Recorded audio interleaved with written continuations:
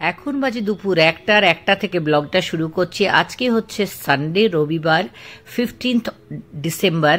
তো দুপুরবেলা সকাল থেকে ভীষণ ব্যস্ততা, ভিডিও কল, সমস্ত কলস, আর তার মধ্যে থেকে চা খাওয়া, সব কিছু, যেটা আমি শ্যুটই করতে পারিনি।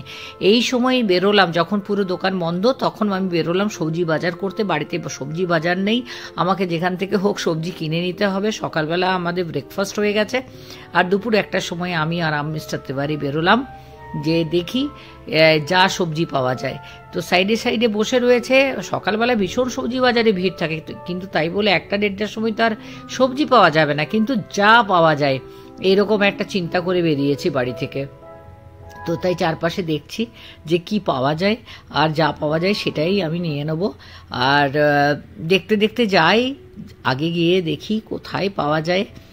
তাই মিস্টার তিওয়ারিকে বললাম চলতে থাকো, যেখানে পাবো সেখানেই তুলবো সবজি। কেননা রবিবারে সবজি বাজার করার একটা ধুম আলাদা, এবং ফ্রেশ সবজিগুলো রয়েছে আসে। আর আমি সবচাইতে ভালোবাসি যে চাষিগুলো যে সবজি নিয়ে আসে আর কি, তো সেই ফ্রেশ সবজিগুলো খেতে আমি ভালোবাসি পার্মানেন্ট দোকানের থেকে আর কি। দেখুন মিস্টার তিওয়ারির আমি দুজনে মিলে বেরিয়ে গেছি দুপুরবেলা। তো এটা একটা দুপুরের রোদ আর শীতের রোদ, আর তার সাথে অনেক মানে সকাল থেকেই অনেক কথাবার্তা হয়েছে, ছেলের সাথে কথা হয়েছে, তাতেই অ্যাকচুয়ালি দেরি হয়ে গেছে একটু। তো তার মধ্যে এখান দিয়ে বাইরে বেরোনো এটা তো মজারই।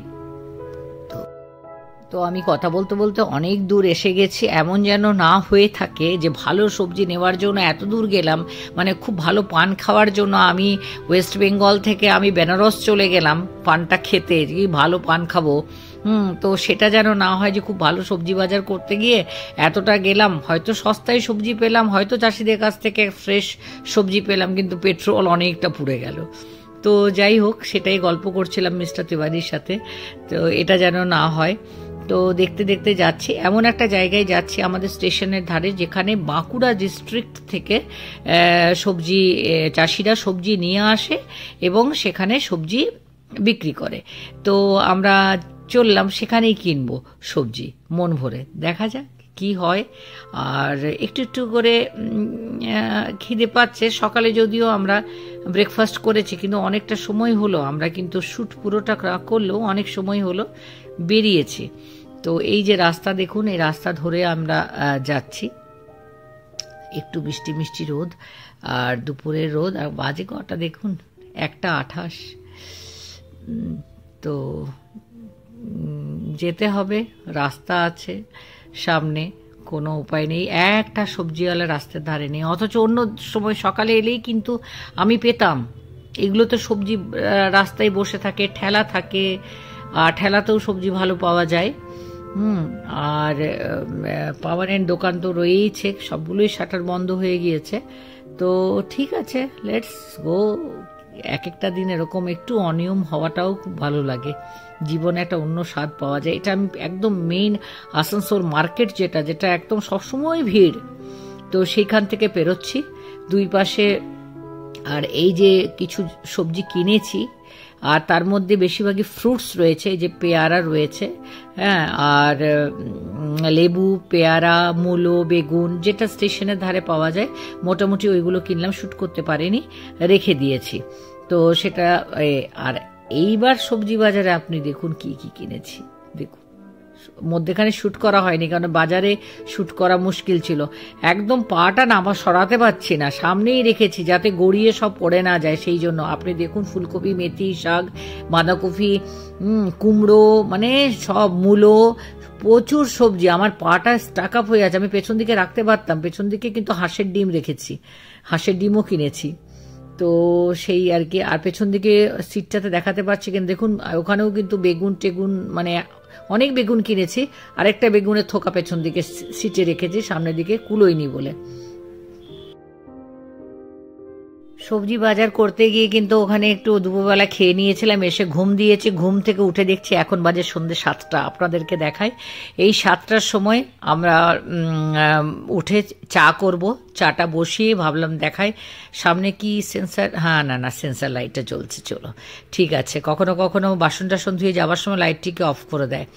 তো যাই হোক, আমি কাপড় চোপড় আমাকে তুলতে হবে, কাপড়গুলো বাইরে শুকোচ্ছে। সন্ধ্যে 7টা বাজে, চাটা বসিয়ে গিয়েছিলাম, দৌড়ে এলাম, দেখি চাটা উবলে পড়ে না যায় সেই জন্য। আর সন্ধেবেলা যেটা তৈরি হয়েছে সেটা হচ্ছে দেখাচ্ছি। চাটা একটুখানি আদা তেজপাতা দিয়ে, যেমন আমি চা বানাই, আমি একটু কড়ক চাটা পছন্দ করি, তো এটাতে শীতে তো এটা ভীষণ ভালো। আর গ্রীষ্মকালে এতটা ইয়ে করি না, দিই না তেজপাতা। আর এখানে রয়েছে ছাতুর পরোটা, দুর্দান্ত খেতে লাগে চায়ের সাথে।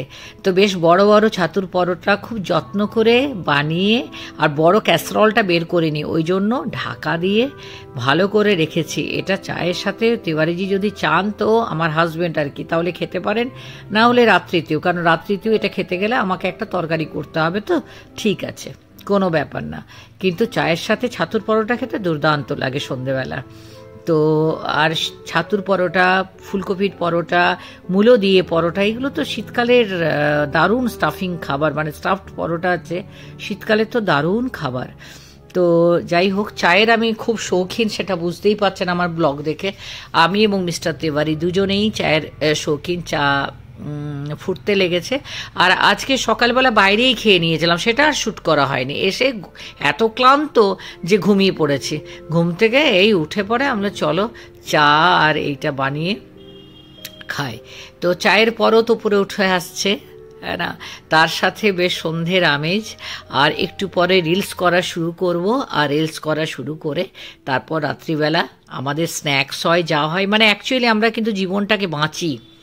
তো দেখুন না, তার জন্যই তো এই হাঁসের ডিমের কারি, এই হাঁসের ডিমের কারি আর এটা দিয়ে যদি রুটি বা পরোটা খাওয়া যায়, কি দুর্দান্ত। আরেকটা রয়েছে, সেটা রয়েছে আলু বেগুন মূলোর তরকারিটা, কিন্তু খুব ভালো খেতে হয়েছে। আমি থালাতে অলরেডি নিয়ে নিয়েছি, এর সাথে রুটি রয়েছে, পরোটাও রয়েছে, তিওয়ারিজি যেটা চাইবেন, আর হাঁসের ডিমের কারি। Bye bye. আমার এমটি ব্লগকে সাবস্ক্রাইব